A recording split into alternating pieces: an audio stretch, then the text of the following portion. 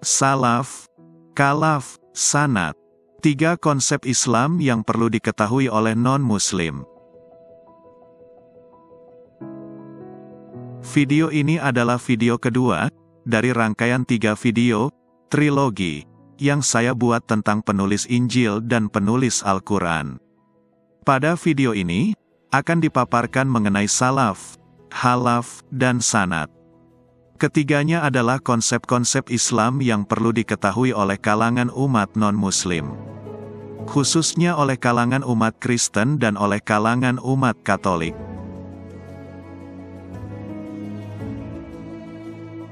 Salaf dan khalaf.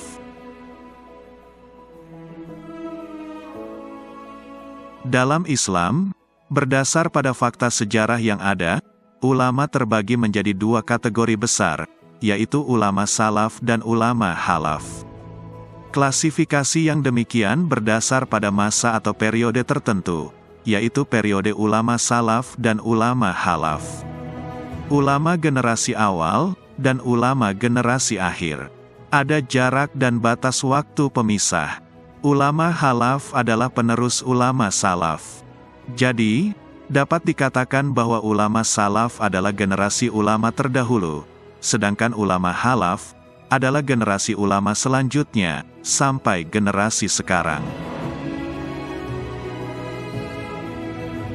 Sebagaimana diterangkan dalam kitab Tuhfah Al-Murid, yang termasuk ulama salaf adalah para nabi, sahabat, tabi'in dan tabi-tabi'in.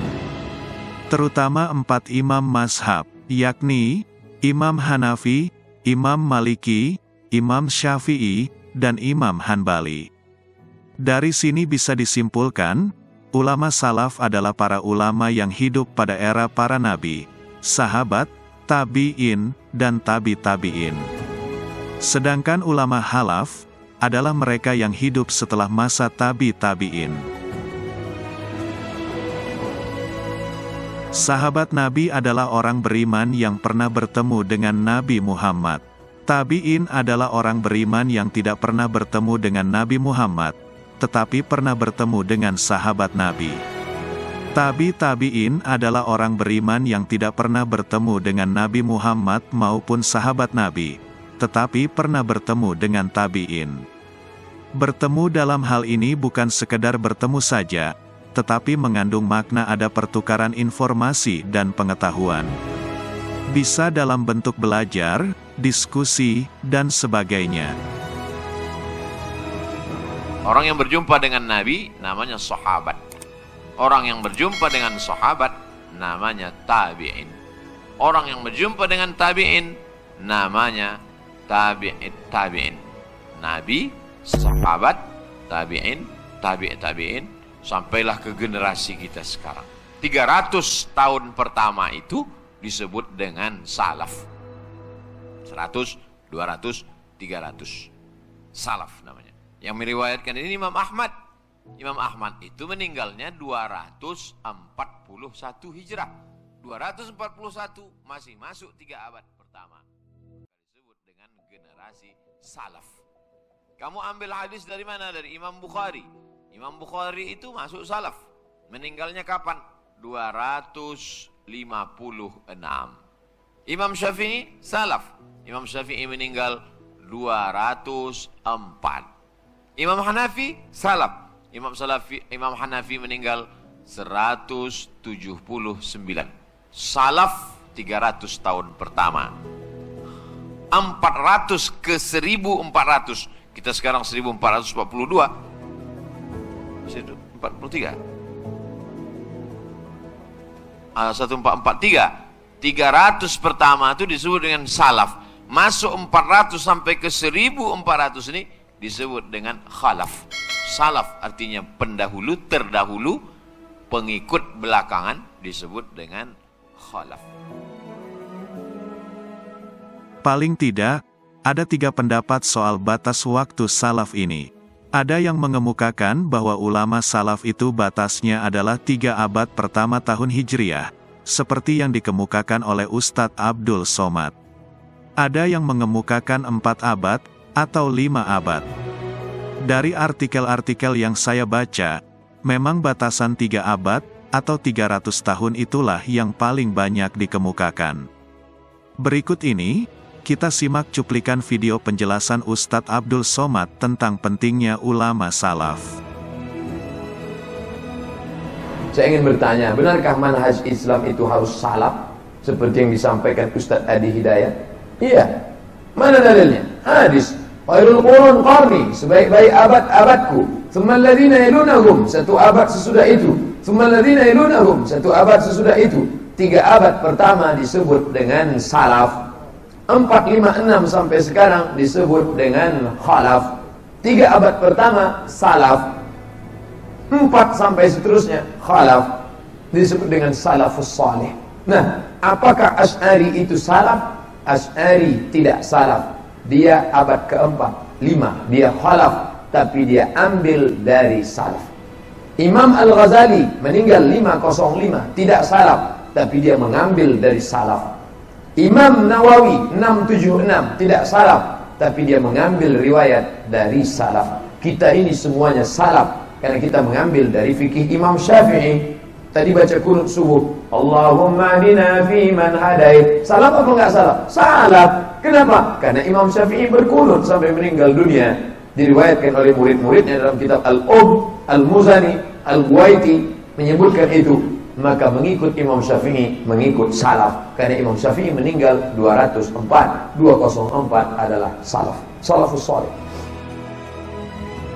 Sebagai catatan, salaf yang dikemukakan pada bagian terdahulu dalam video ini, pemahamannya berbeda dengan kelompok Islam yang sering disebut sebagai kelompok Salafi Wahabi.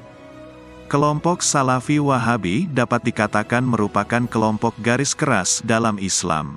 Selain dinilai sebagai pintu masuk terorisme, mereka juga kerap menyebabkan sejumlah permasalahan internal di kalangan sesama umat Islam.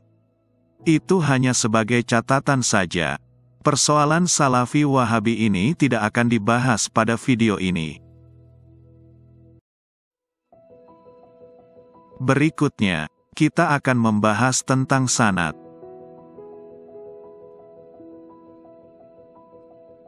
Di berbagai media sosial, termasuk di YouTube, cukup sering kita jumpai kalangan umat Islam membicarakan tentang sanad. Bagi kalangan umat Islam, sanad adalah sesuatu yang penting. Sebenarnya, apa itu sanad? Mari kita simak penjelasan Ustadz Adi Hidayat berikut ini. Kalau kita ingin mempelajari segala hal terkait dengan al-Islam, maka pelajarilah kemudian itu semua dari sumber-sumber yang bersambung kemudian kepada Nabi SAW. Sambungannya disebut dengan sanad. Karena itu dalam ilmu hadis ada sanad, ada matan namanya. Sanad orang yang meriwayatkan sampai ke Nabi. Al-Imam Al-Bukhari tidak pernah bertemu dengan Nabi. Bagaimana meriwayatkan kemudian hadis-hadis dari Nabi? Maka dipelajari dari orang sebelumnya, orang sebelumnya, orang sebelumnya, sampai orang-orang itu berjumpa kemudian tersambung kepada Nabi SAW. Itulah sanad. Kalimat-kalimat isinya disebut dengan matan namanya. Innamal a'malu binniyat. Nah, itu matan namanya. Sanadnya dari mana? Al-Bukhari menyantumkan di hadis yang pertama dari sipulan sampai dengan bertemu Umar bin Khattab radhiyallahu taala anhu dari Nabi SAW. Itulah sanad. Cara belajar seperti itu, itulah isnad namanya. Jadi kalau kita belajarnya benar, maka akan berdampak kemudian kepada cara menunaikan agama dengan benar. Sanad pada dasarnya adalah mata rantai atau silsilah transmisi informasi atau pengetahuan dari satu orang ke orang lain. Kesinambungan dan kualitas orang yang berada dalam mata rantai tersebut mempengaruhi kualitas informasi dan pengetahuan yang ditransmisikan. Misalnya sanad suatu hadis. Pada bagian di atas dikemukakan sanad yang relatif pendek dan sederhana. Ambil saja sanad keilmuan dari Imam Syafi'i sampai kepada Nabi Muhammad, hanya melalui 2 jenjang, atau 2 orang saja, yaitu Nafi dan Ibnu Umar. Mata rantai pada sanad bisa pendek dan ringkas, tetapi juga bisa panjang dan kompleks. Yang cukup panjang misalnya, sanad ulama-ulama NU sampai kepada Nabi Muhammad.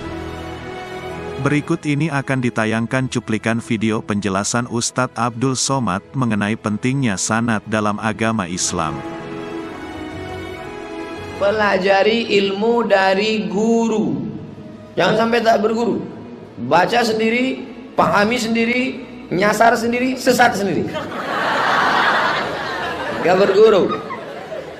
Dari mana kamu hafal ini? Dari Abi Zahrul. Abi Zahrul dari siapa? Dari Abu Mudi. Abu Mudi dari siapa? Dari Abu Fulan. Dari siapa? Sampailah sanad itu kepada Imam An-Nawawi. Dari Imam Nawawi naik sampai ke atas, sampai kepada Imam Syafi'i. Dari Imam Syafi'i dia ambil kepada Imam Malik bin Anas. Imam Malik mengambil daripada Al-A'raj. A'raj Abu Zinad dari A'raj dari Abu Hurairah. Abu Hurairah dari Nabi Muhammad sallallahu alaihi wasallam.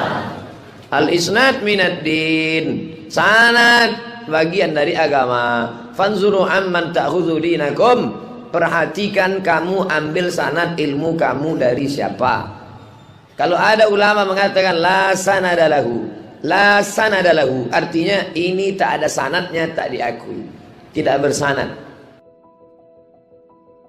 Ada ulama-ulama di kalangan Islam, baik di Indonesia maupun di mancanegara, yang mengemukakan bahwa sistem sanad ini hanya ada di Islam, tidak ada di kalangan umat beragama lain. Kata mereka, sanad merupakan ciri khas dan keunggulan Islam. Namun, pendapat ulama-ulama tersebut kurang tepat. Michael Cook dalam karyanya yang berjudul The Opponents of the Writing of Traditional in Early Islam, mengemukakan bahwa jauh sebelum Islam datang, sanad sudah digunakan oleh umat terdahulu, yaitu umat Yahudi. Sistem sanad dalam tradisi Yahudi dapat ditemui dalam kitab Mishnah, yaitu kitab yang berisi tentang tradisi dan hukum lisan. Hal ini juga diutarakan oleh Mustafa Al-Azami dalam kitabnya yang berjudul Dirasat fi Al-Hadis Al-Nabawi wa Tarikh Tadwinih. Terjemahannya berjudul Hadis Nabawi dan Sejarah Kodifikasinya. Menurut Azami, sebelum Islam datang, sistem sanad sudah digunakan oleh umat Yahudi dalam kitab Mishnah. Rangkuman. Pertama, menurut konsep Islam, ulama salaf adalah para ulama yang hidup pada 3 abad pertama terhitung tahun hijrah. Sedangkan ulama khalaf adalah ulama generasi selanjutnya, yang hidup setelah 3 abad pertama tersebut. Kedua, ulama salaf dapat dikategorikan menjadi sahabat Nabi, tabi'in, dan tabi'ut tabi'in. Ketiga, ajaran dan pendapat ulama salaf berharga karena merekalah yang dapat dikatakan hidup pada masa yang terdekat dengan kehidupan dan pengajaran Nabi Muhammad. Keempat, sanad pada dasarnya adalah mata rantai atau silsilah transmisi informasi dan pengetahuan dari satu orang ke orang lain. Kelima, kesinambungan dan kualitas orang yang berada dalam mata rantai tersebut mempengaruhi kualitas informasi dan pengetahuan yang ditransmisikan. Misalnya hadis. Dengan memahami konsep salaf, khalaf, dan sanad ini, kalangan umat non-muslim, khususnya Kristen dan Katolik, kiranya lebih dapat memahami pola dan pendekatan yang dipergunakan oleh kalangan umat Islam. Pemahaman itu diharapkan dapat menunjang komunikasi dalam berinteraksi dengan umat Islam. Ikuti penerapan pemahaman tentang salaf, khalaf dan sanad tersebut di video saya yang selanjutnya. Terkait hidup Yesus, mana lebih dipercaya? 4 penulis Injil yang salaf, dan sanadnya jelas. Atau, 4 penulis Al-Quran yang khalaf, dan sanadnya tidak jelas.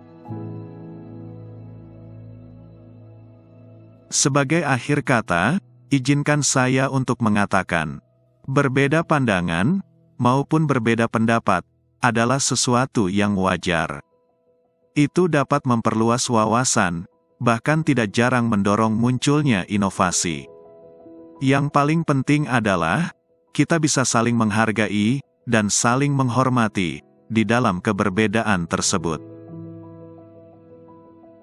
Salam damai, Tuhan memberkati. Jangan lupa tekan tombol subscribe, lonceng, like, dan share. Terima kasih.